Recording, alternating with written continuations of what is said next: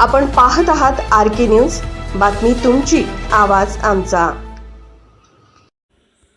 हेरले येथे दुचाकी अपघातात युवकाचा मृत्यू। हातकणंगले तालुक्यातील हेरले येथील क्लासिकल चायनीज सेंटर समोर रविवार दिनांक 6/7/2026 रोजी दुपारी सुमारे 3:30 वाजण्याच्या सुमारास झालेल्या दुचाकी अपघातात नामदेव निंबाळकर वय 28 राहणार बुधगाव जिल्हा सांगली या युवकाचा मृत्यू झाला।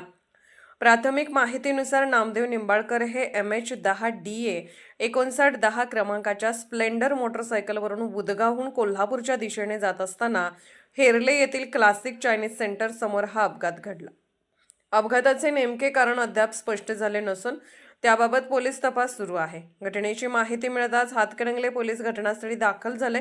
पोलिसांनी घटनास्थळाचा पंचनामा करून मृतदेह पुढील वैद्यकीय व कायदेशीर प्रक्रियेसाठी ग्रामीण रुग्णालयात शवविच्छेदनासाठी पाठवला।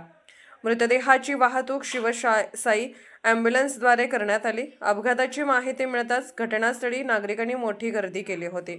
या प्रकरणाचा पुढील तपास हातकणंगले पोलीस ठाण्याचे उपनिरीक्षक विनोद पिलाने व त्यांचे सहकारी करीत आहेत।